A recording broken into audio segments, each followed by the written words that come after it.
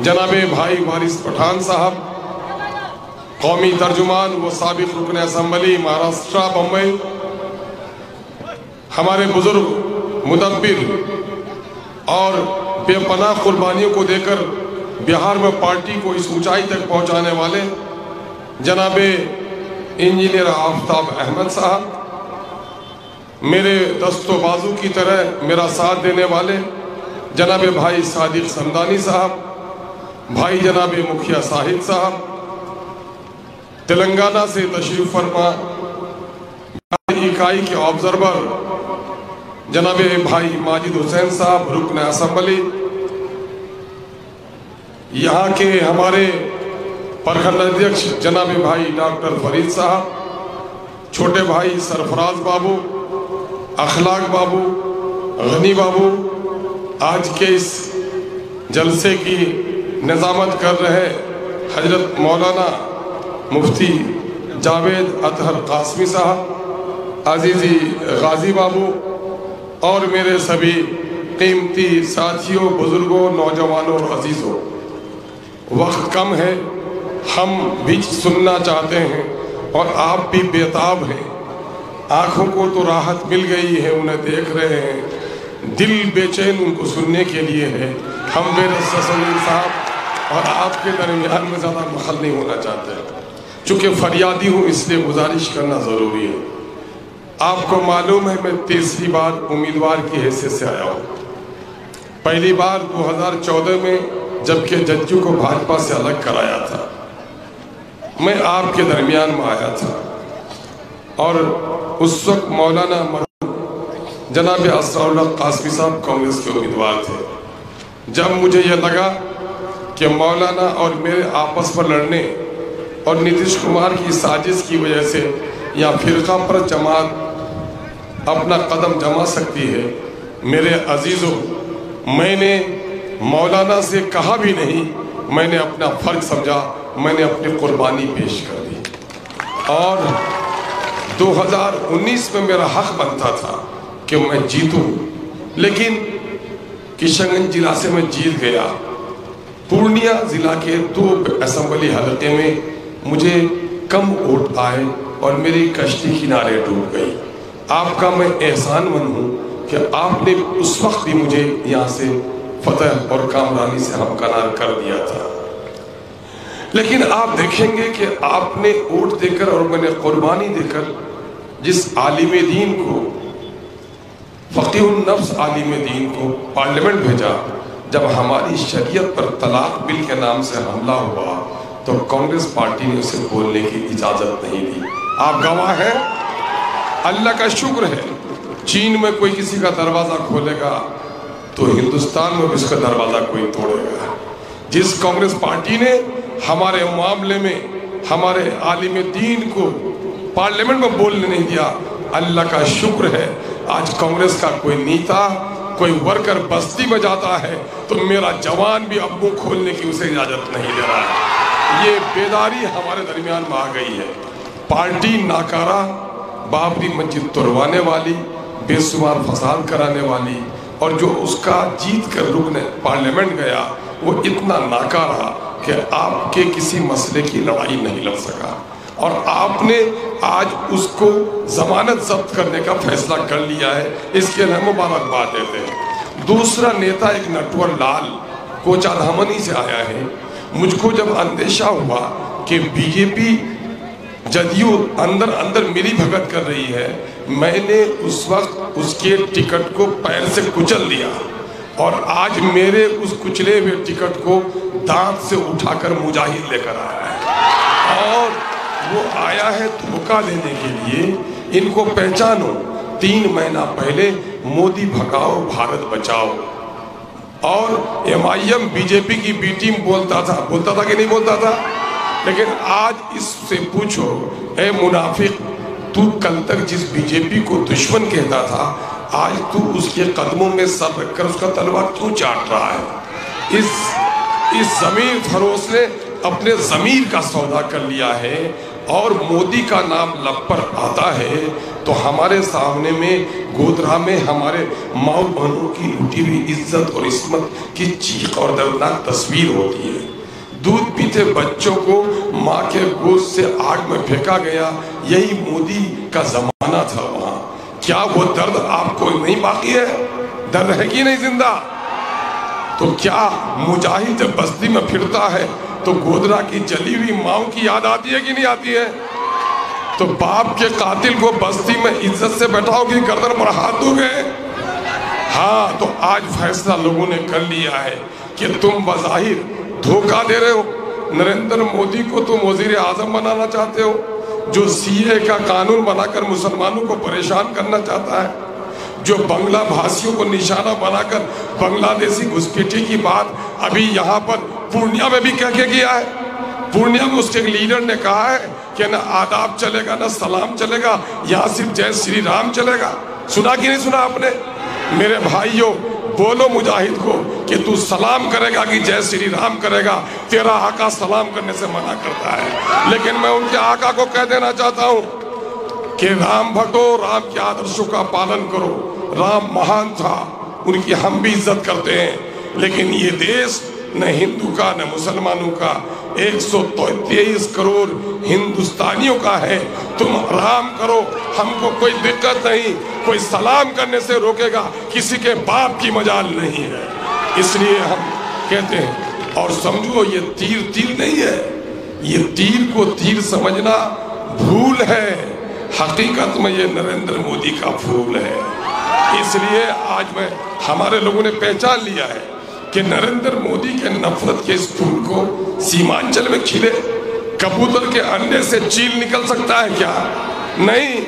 तो उनको कह दो कि कबूतर के अंडे से चील नहीं निकल सकता, तो सीमांचल के इस अमन और आस्ती के इलाके से नफरत का सौदागर भी कभी कामयाब नहीं हो सकता। इसलिए आज नारे बुलंद हो रहे हैं हर चार तरफ नौजवान नारे लगा रहे हैं, फूल नफरत का चमन में अपने खिलने नहीं देंगे, तीर अदावत की अपनी बस्ती में चलने नहीं देंगे।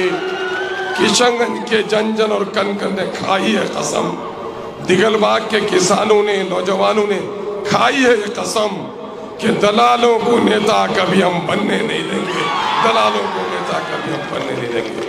देखो, लड़ाई बहुत लड़नी है।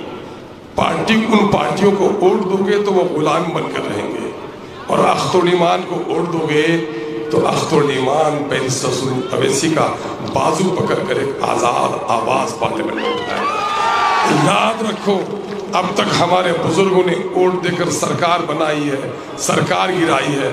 मुबारकबाद के मुश्तहिक हो नौजवानों के बैरिस्टर की आवाज आपने सुनी है। बैरिस्टर ने कहा, जिस वोट से सरकार बन सकती है, सरकार गिर सकती है।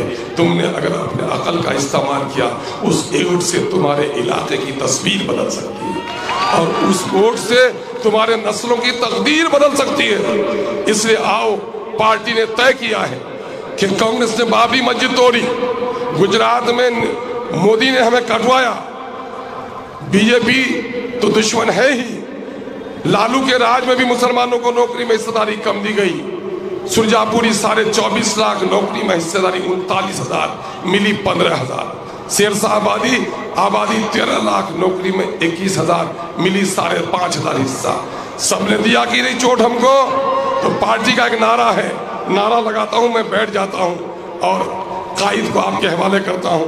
बोलो, मैं जो बोलूंगा बोलोगे? बाजू लहरा के बोलो, सबने दिया है हमको चोट, सबने दिया है हमको चोट,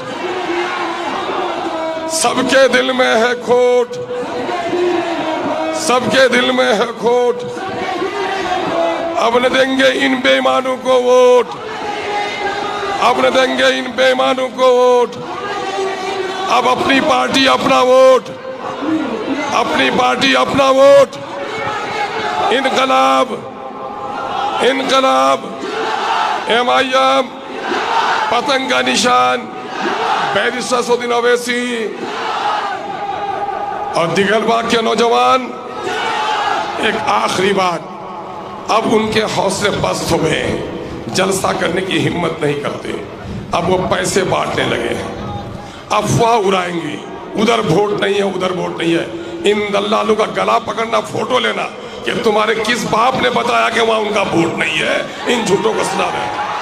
दूसरा, ये पैसे तकसीम करें, पैसे लूट लेना, लुटेरे को लूटने में गुनाह नहीं है, मुफ्ती जावेद अख्तर से पूछ लो। और अगर अच्छा करना, मुंह में मत डालना, पाखाना और पेशाब का घर उस पैसे से बना लेना, चूंकि लूटे हुए पैसे आपके हैं। लेकिन अपना वोट तलवार है, तलवार जालिम के हवाले नहीं, सिपाही के हवाले करना। अख्तरुल ईमान के पास पैसा नहीं है, लेकिन अखलास बड़ा एक दिल है, कदम डगमगाते नहीं हैं। अख्तरुल ईमान ने इरादा किया है कि बेरिस असदुद्दीन अवैसी की पाकीज़ा सियासत को कायम करने, इस इलाके के दलित, हिंदू, मुस्लिम सबको हक दिलाने में खून का आखिरी कतरा भी इस्तेमाल हो जाए तो अपनी जिंदगी का बेहतरीन लम्हा उनके लिए होगा। बहुत बहुत शुक्रिया। सलाम आदाब। भाई कुछ तरतीब बिगड़ गई थी हमारे डॉक्टर फरीद साहब स्वागत करेंगे, स्वागत करने दीजिए। डॉक्टर फरीद साहब से गुजारिश है और अखलाक बाबू से भी हमारे भाई जल्दी कर लें, चूंकि सर को यहाँ से जाना है दामनबाड़ी और 3 बजे फिर प्रोग्राम के लिए निकल जाना एयरपोर्ट, इसलिए जरा गुस्ताखी हो रही है। बुलाइए सर को, बुलाइए।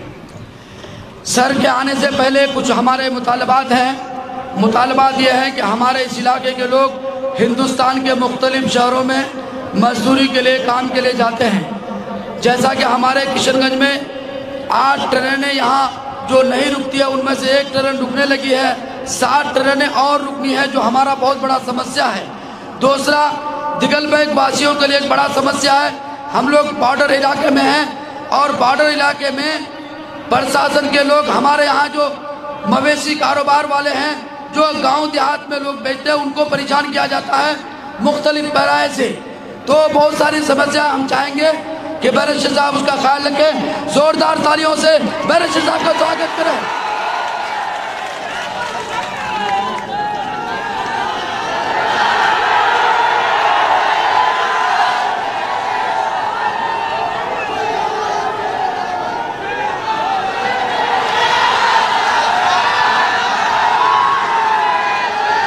बिस्मिल्लाहिर्रहमानिर्रहीम। अस्सलामु अलैकुम व रहमतुल्लाहि व बरकातुहू। मौजूद हाज़रीन इकराम, बुजुर्गान कौम और मिल्लत, मेरी इज़्ज़तदार माँ और बहनों, मेरे गयूर नौजवान साथियों, मंच पर तशरीफ़ फरमा मोहतरम जनाब अख्तरुल ईमान साहब, रुकन असम्बली वो सदर बिहार प्रदेश मजलिस इत्तेहादुल मुस्लिमीन, वो उम्मीदवार किशनगंज पार्लिमानी हल्का, मोहतरम जनाब आफ्ताब इंजीनियर साहब, शरीक मोतमद मजलिस इत्तेहादुल मुस्लिमीन बिहार, मोहतरम जनाब वारिस पठान साहब, जो मुंबई के मजलिस इत्तेहादुल मुस्लिमीन के साबिक़ रुकन असम्बली भी हैं और कौमी तर्जुमान भी हैं, मेरे भाई मुफ्ती अतर जावेद कासमी साहब, डॉक्टर फरीद साहब जो प्रखंड हैं, सदर हैं, जनाब सरफराज साहब, जनाब हाफिज़ असद गनी साहब, जनाब इखलास साहब, मंगूर पंचायत के मुखिया मोहतरमा नाहिदा साहिबा, एम गाजी साहब, जनाब मुखिया शाहिद साहब, जनाब सादिक समदानी साहब, परवेज़ आलम साहब, नसीम अख्तर साहब, तौसीफ साहब दो बहादुरगंज के हैं, हाजी इंतज़ार साहब, हाजी आफ्ताब साहब और अशफाक साहब। मैं आप तमाम हाजरीन का, इज़्ज़तदार माँ और बहनों का, बुज़ुर्गों का शुक्रिया अदा करता हूँ कि आपने अपना कीमती वक्त निकाल कर आज इस इंतखाबी इलेक्शन की जलसे में आपने शिरकत की। आपका बहुत बहुत शुक्रिया। मैं आपको ये बताने के लिए आया हूँ कि आप जानते हैं कि आज आखिरी दिन है किशनगंज के पार्लिमानी हल्के के इंतखाबी मुहिम का। आज 5 बजे इंतखाबी मुहिम का अख्ताम होगा और आप तमाम को 26 तारीख के दिन निकल कर अपने एक वोट का इस्तेमाल करना है। मेरी आप तमाम से दबन गुजारिश है कि भारत की तारीख का एक बहुत बड़ा अहम पार्लियामेंट का इलेक्शन है और ये इलेक्शन जो 26 तारीख को मतदान का दिन है, ये न सिर्फ किशनगंज की आवाम के लिए बल्कि पूरी सीमांचल की आवाम के लिए उनकी एक अजमत का इलेक्शन है। तो आप तमाम को अपने वोट को एक अमानत के तौर पर रखकर उसको इस्तेमाल करना है। तो 26 तारीख को आपको अख्तरुल ईमान को कामयाब नहीं करना है, बल्कि आपको सीमांचल की जनता को और किशनगंज की जनता को कामयाब करना है। आपको सिर्फ अख्तरुल ईमान को कामयाब नहीं करना है, आपकी इंसाफ की लड़ाई, सीमांचल की इंसाफ की लड़ाई अगर कोई लड़ रही है तो पार्टी का नाम मजलिस इत्तेहादुल मुस्लिमीन है। उम्मीदवार अख्तरुल ईमान ज़रूर है, मगर उम्मीदवार सीमांचल की कमज़ोर और बेबस इंसानियत है। उम्मीदवार अख्तरुल ईमान ज़रूर है जिसकी पार्टी का निशान पतंग छाप है, मगर जिस किशनगंज और सीमांचल की जनता को कमज़ोर बना दिया गया, जहां पर सैलाब जब आता है तो कई महीने तक आपका ताल्लुक़ इंसानियत से कट जाता है। यहाँ पर बेशुमार मसाइल और तकालीफ हैं। यहाँ पर बच्चों के लिए तालीम का इंतज़ाम नहीं, यहाँ का नौजवान अपने घर का पेट पालने के लिए अपनी जवानी में पलायन करके मुल्क के कोने कोने में चले जाता है। यहाँ पर शिक्षा का इंतज़ाम नहीं, यहाँ पर अस्पतालों का इंतज़ाम नहीं।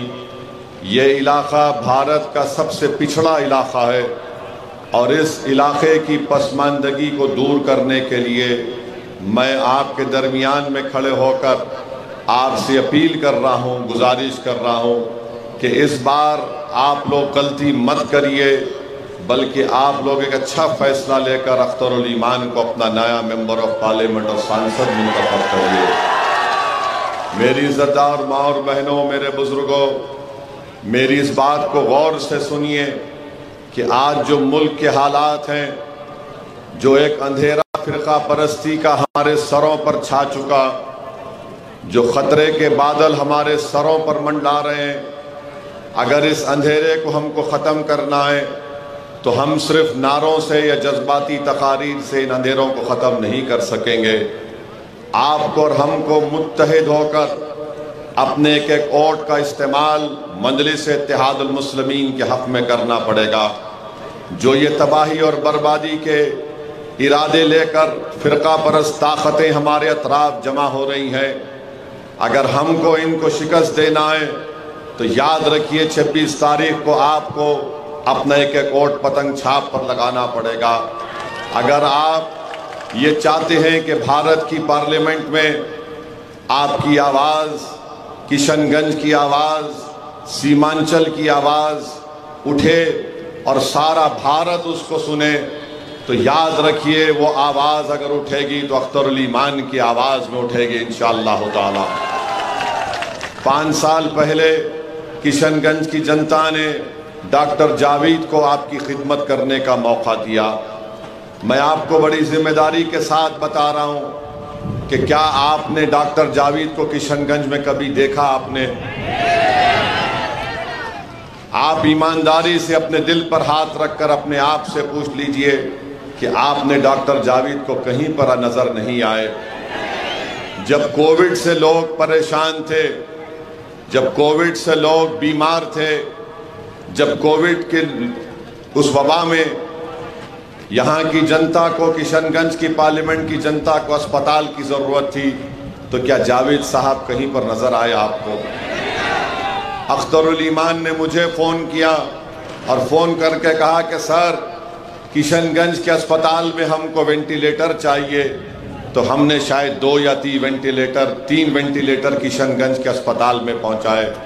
अख्तरुल ईमान ने, सुनिए, अख्तरुल ईमान ने हमसे कहा कि सर ऑक्सीजन की कमी है, कुछ करिए।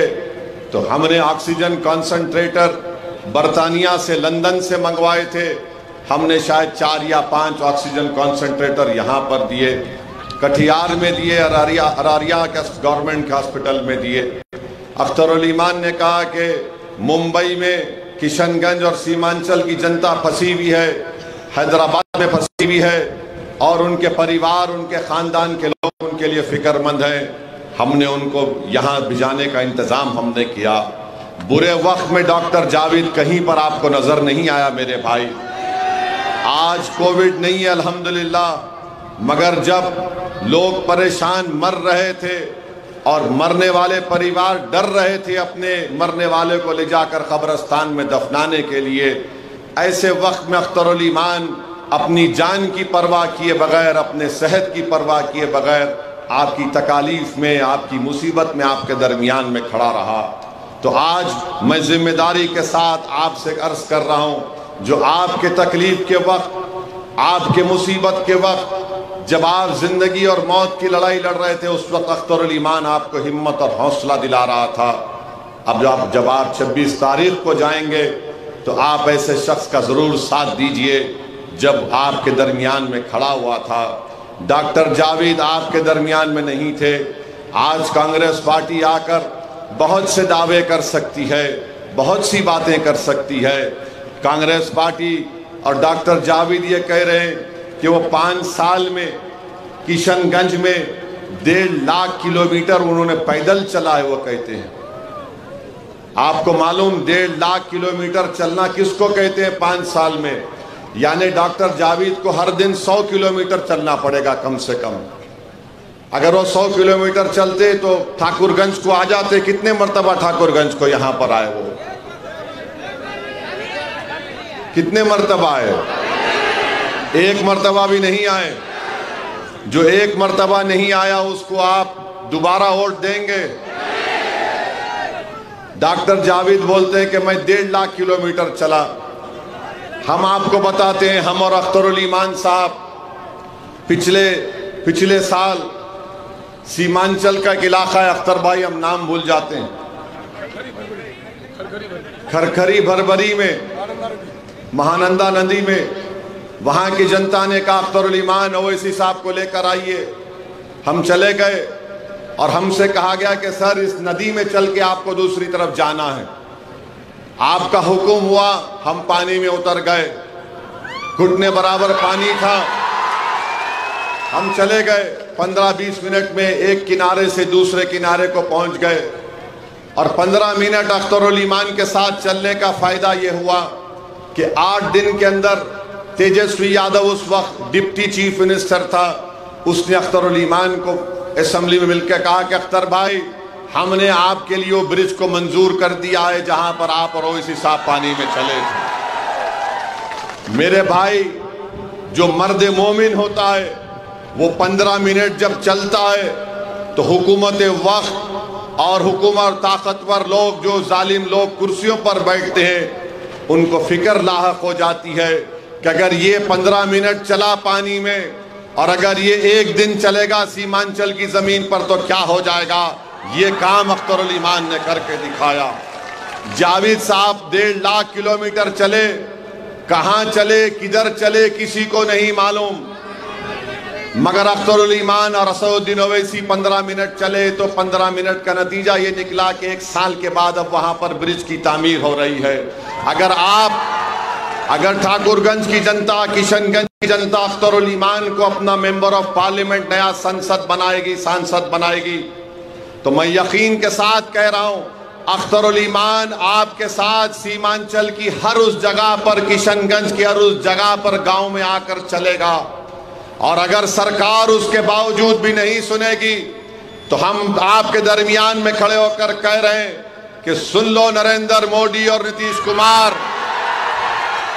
सुन लो तेजस्वी यादव और कांग्रेस के लीडर, अगर किशनगंज सीमांचल से इंसाफ नहीं होगा तो सीमांचल में चक्का जाम होगा। लाखों लोग निकल कर आएंगे, लाखों लोगों के साथ असदुद्दीन ओवैसी खड़ा हो जाएगा सीमांचल के इंसाफ के लिए। तो ये फायदा है अख्तरुल ईमान के चलने में। और डॉक्टर जावेद ने चला नहीं चला वो जाने।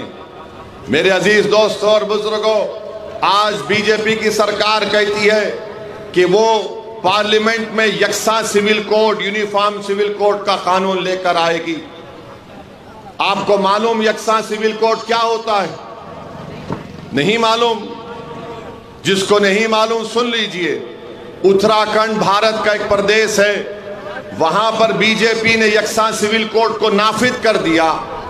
और नाफिज करने का मतलब यह है कि उत्तराखंड में जो मुसलमान हैं उनकी जब शादी होगी निकाह नहीं होगा, उनकी जब शादी होगी निकाह नहीं होगा। तो मुसलमानों में शादी निकाह से होती है ना, गवाह चाहिए, काजी साहब का खुतबा चाहिए। अब उत्तराखंड में बीजेपी की सरकार ने कह दिया कि मुसलमानों का निकाह शादी निकाह से नहीं होगी। स्पेशल मैरिज एक्ट आपको एसडीओ के दफ्तर पे जाना पड़ेगा, एसडीएम के दफ्तर पे। महरम हम जो दुल्हन को देते वो भी नहीं, खत्म कर दिया। अब आप बताइए, जब उत्तराखंड की विधानसभा में यह कानून पास हो रहा था तो कांग्रेस ने भी बीजेपी के साथ साथ दे दिया। जाकर देख लीजिए इंटरनेट पर, गूगल पर, कांग्रेस ने भी साथ दे दिया। अब उत्तराखंड के मुसलमानों की शादी निकाह से नहीं होगी, महर नहीं दिया जाएगा। और यह कांग्रेस के लोग हमको कहते हैं ये बी टीम है, वोट कटवा है। अरे तुम्हारे एमएलए थे विधानसभा में, तुम मुखालिफत करते, तुम ऐवान से वॉकआउट कर देते, मगर तुमने तायीद किया, आवाज के वोट में साथ दिया बीजेपी का। अब जब पार्लियामेंट में यकसा सिविल कोड का बिल लाया जाएगा तो उत्तराखंड में कांग्रेस ने तायीद कर दी। अगर जावेद भी होगा या फिर ये मास्टर मुजाहिद होगा तो कोई उठेगा नहीं। अगर कोई उठेगा और उठकर कहेगा कि मुझे मंजूर नहीं है, मेरी शादी होगी तो निकाह के खुतबे से होगी, मेरी बेटी को महर मिलेगा, उसका नाम अख्तर उल ईमान होगा, जावेद और मास्टर मुजाहिद नहीं हो सकता। ये बात आपको सोचना है, इसको याद रखिए। उत्तराखंड में यह हो चुका है, कांग्रेस ने तायीद कर दी। हमको और अख्तर उल ईमान को बोलते हैं बी टीम है, बोलते हैं ना, वोट कटवाए कहते हैं ना। अभी पूर्णिया में तेजस्वी यादव गए थे, आपने सुना क्या कहा उन्होंने? सुना आपने? पूर्णिया गए थे, उनकी कैंडिडेट का नाम क्या था मोहतरमा का? हाँ, बीमा भारती मोहतरमा उनका कैंडिडेट है। तो तेजस्वी यादव ने खड़े होकर कह दिया कि या तो आप हमको वोट दीजिए या एनडीए मोदी को वोट दे दीजिए। उसका वीडियो है, ये कोई घर में बैठकर नहीं कहा, अवामी जनसभा में, जलसे में कह दिया कि या तो हमको वोट दे दीजिए या मोदी को वोट दे दीजिए। अरे तुमको पप्पू यादव से इतनी दुश्मनी क्यों है बताओ हमको? अरे तुमको दुश्मनी होनी चाहिए मोदी से, तुमको हराना चाहिए मोदी को, तुमको मोदी को निकाल कर फेंकना चाहिए। मगर तुमने कहा या तो हमको वोट दे दीजिए या मोदी जी को वोट दे दीजिए। अब बताओ बी टीम कौन है? बताओ बी टीम कौन है? और बिहार में कांग्रेस राजद मिलकर हैं, एक ही परिवार का हिस्सा है, अलग नहीं है कांग्रेस राजद से। मेरे भाई, यही तो ड्रामा हो रहा है, आपको हमको बेवकूफ बनाया जा रहा है। असदुद्दीन ओवैसी से नफरत क्यों? क्योंकि हम सच्चाई को बयान करते हैं और अल्लाह ने इनकी जबान से इनके असली चेहरे को आपको दिखा दिया कि पूर्णिया में तेजस्वी ने यह कह दिया। तो इसलिए आपसे अपील कर रहे हैं, अपने वोट को खराब मत करिए, अपने वोट को पतंग छाप पर बटन दबाइए। पतंग छाप को वोट देकर अख्तर उल ईमान को अपना सांसद बनाकर दिल्ली भी जाइए। और हम आपसे वादा कर रहे हैं कि इंशाअल्लाह बहादुरगंज या ठाकुरगंज में एक सब डिवीजन बनना चाहिए, हम लड़ेंगे उसके वास्ते इंशाअल्लाह ताला। हमको मुफ्ती अतहर साहब ने बताया अभी कि बॉर्डर का इलाका है, नेपाल करीब है, यहाँ पर मवेशी लोग जो अपना जानवर ले जाते हैं चराने के लिए, उन जानवरों को खींच लिया जाता है। एक बार अख्तर उल ईमान को अपना एमपी बनाओ, तुम्हारा जानवर को कोई हाथ नहीं लगाएगा इंशाअल्लाह ताला। अख्तर उल ईमान दौड़ते आएगा। ये क्या बात पर मवेशियों को तंग किया जाता है? बॉर्डर दूर है मगर हमारे लोगों को तकलीफ दी जाती है, ये गलत काम है। मगर तकलीफ इसलिए हो रही है क्योंकि आप जावेद को अगर फोन मिलाएंगे तो कभी फोन इंगेज है तो क्या आवाज आती है, आप जिस नंबर को कॉल कर रहे हैं वो फिल वक्त बिजी है, आता है ना आवाज। तो जावेद का नंबर हमेशा बिजी होता है। अभी देखो अख्तर उल इमान फोन पे बात कर रहा है, देखो देखो यहां बैठा है तो बात कर रहा है, कोई फोन कर रहा है अख्तर उल इमान को, उठिए अख्तर भाई फोन से बात कर रहे, नहीं कर रहे। हमारे साथ बैठे रहते, फोन पे आते, बाबू ये काम करो, वो बाबू वो काम करो। अख्तर उल इमान और जावेद साहब ऐसे टिप टॉप आदमी है, एकदम बड़े रईसजादे हैं। मेरे भाई 26 तारीख को वोट अमानत है, याद रखो। अपने मवेशियों को, भाइयों को पैगाम दे रहा हूं, आपको पैगाम दे रहे हैं कि आपको एक हरकियाती एमपी की जरूरत है, जो आपके एक फोन कॉल पर आपके दरमियान में दौड़ता हुआ आ जाए। तो क्या 26 तारीख को पतंग छाप पर वोट देंगे, नहीं देंगे? अब आप एक और बात सुन लो, हमने आपसे कहा कि उत्तराखंड में यूनिफॉर्म सिविल कोड आ गया। अब अगर यूनिफॉर्म सिविल कोड पार्लियामेंट में आएगा, खुदा ना खास्ता और खुदा ना खास्ता मास्टर मुजाहिद जीत गया, तो मास्टर मुजाहिद क्या करेगा? मास्टर मुजाहिद की पार्टी ने तो निकाह कर लिया मोदी के साथ, बीजेपी के साथ। मगर हमारा मसला आएगा तो डॉक्टर ये मास्टर मुजाहिद बोलेगा मेरे मास्टर मोदी जी हैं, जो आका का हुक्म मैं मानूंगा।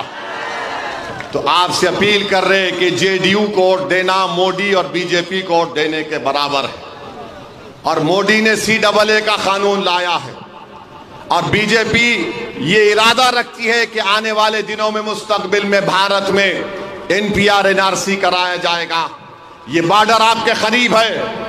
क्या पूर्णिया में आकर नरेंद्र मोदी ने नहीं कहा कि घुसपैठियों बहुत ज्यादा है यहां पर? कहा था ना पूर्णिया में मोदी ने। फिर राजस्थान में मोदी ने भाषण देकर कहा कि भारत के मुसलमानों को पूरों को घुसपैठी कह दिया, 17 करोड़ मुसलमानों को। नरेंद्र मोदी ने पूरे भारत के 17 करोड़ मुसलमानों को घुसपैठी कह दिया और हमसे कह दिया कि मुसलमान ज्यादा बच्चे पैदा करते, और यह कह दिया कि हमारी हिंदू बहनों के गलों से मंगलसूत्र उतार कर मुसलमानों को दे दिया जाएगा। नरेंद्र मोदी दुनिया का सबसे बड़ा अगर झूठे शख्स का नाम कोई है तो नरेंद्र मोदी है। झूठ बोलते हैं वो। मेरे भाई, हम घुसपैठियां नहीं है। क्या आप लोग घुसपैठी हैं? आप लोग घुसपैठी हैं? अरे एक साथ हाथ उठाकर बोलिए कि हम घुसपैठी नहीं है। नरेंद्र मोदी हमको घुसपैठी कहती है और फिर हमारी बहनों को बोलते हैं बच्चे बहुत पैदा कर रहे। झूठ। गवर्नमेंट का आदादो शुमार बता रहा है कि हमारी माँ और बहनें और आप लोग, हम लोग बच्चे कम पैदा कर रहे हैं, मगर हम पर इल्जाम लगा दिया जाता है। अरे नरेंद्र मोदी तुमने बताओ, नरेंद्र मोदी की गवर्नमेंट का डेटा बोलता है कि जो गांव में मुसलमान बसता है वो माहाना बहुत मुश्किल से 1100 रुपये अपने खाने दवा पर खर्चता है। हिंदू भाई उससे ज्यादा खर्चते हैं, सिख भाई सबसे ज्यादा खर्चते हैं, मगर नरेंद्र मोदी बोलते हैं दौलत हमको दी जा रही है। कौन सी दौलत है नरेंद्र मोदी? चलो मेरे साथ सीमांचल, नरेंद्र मोदी तुम मेरे साथ 1 घंटा चलो, मैं तुमको सीमांचल में उन स्कूलों में लेकर जाऊंगा जहां पर बच्चों के जिस्मों पर कपड़े नहीं है, उनकी हड्डियां दिखती हैं। ये हमारी गरीबी का आलम, कस्मपुरसी का आलम। नरेंद्र मोदी बोलते हैं कि दौलत हमको मिलेगी। कौन सी दौलत मिल रही है मोदी हमको? तुमने हमारी मस्जिद को छीन लिया, तुम हमारे गोश्त के नाम पर मार रहे हो, तुम हमको गाली दे रहे हो, हमारा हिजाब, हमारा निकाब, हमारा बुर्का खतरा बन गया, हमारी अज़ा खतरा बन गई। आप बताओ फिर क्या करेंगे? ऐसे माहौल में आपको ये जरूरी है कि आप अपनी एक आवाज को बुलंद रखें, अपनी ताकत को पैदा करें। याद रखो मेरे अजीज दोस्तों, मेरी इज्जतदार माँ और बहनों, जज्बाती तकारीर से, नारे मारने से तुम्हारी क़यादत नहीं बन जाती। आपकी क़यादत उस वक्त बनेगी जब आप मुत्तहिदा तौर पर अपने के कोर्ट का इस्तेमाल करेंगे। और हम आपसे बता रहे हैं कि 26 तारीख के दिन आप एक एक वोट को ज़ाय मत होने दीजिए। कांग्रेस को मत दीजिए, जेडीयू और बीजेपी का साथ मत दीजिए, ये लोग, इनमें कोई फर्क नहीं है, ये ऐसा ही करते हैं। बल्कि हमको आपको बताना था, कल हमारे भाई आदिल हसन ने हमको अच्छा बताया कि एक बीजेपी का एमपी है जिसको कांग्रेस ने टिकट दिया है, मुफ्ती अतर जावेद साहब ऐसे आदमी को टिकट दिया है जो कोविड के दौरान में कहा था कि कोविड फैला तबलीगी जमात की वजह से, उसको कांग्रेस ने टिकट दिया है, भाजपा से आया है, उसको टिकट दिया है, जिसने कोविड में कहा था कि तबलीगी जमात ने पूरा कोविड फैला दिया। मेरे भाई, ऐसे लोगों को कांग्रेस टिकट देकर गाली हमको देते हैं और ये समझ रहे हैं कि आप लोग इन तमाम बातों पर गौर नहीं करेंगे। मेरे अजीज दोस्तों और बुजुर्गों, भारत के प्रधानमंत्री ने जो ये कहा अपने भाषण में कहा कि मुसलमान घुसपैठी हैं, तो मैंने कुछ लिखा है, मैं चाहूंगा कि आप मेरे साथ वो बात दोहराएं। आप दोहराएंगे मेरे साथ? मेरे साथ दोहराइए। सुनो मोदी, जोर से बोलो प्यारे, सुनो आरएसएस, सुनो भाजपा, हम भारत के मुसलमान हैं, हम घुसपैठी नहीं है, हम घुसपैठी नहीं है, हम घुसपैठी नहीं है, हम अल्लाह की मर्जी से भारतीय हैं, तुम्हारी खैरात से नहीं है, तुम्हारी खैरात से नहीं है।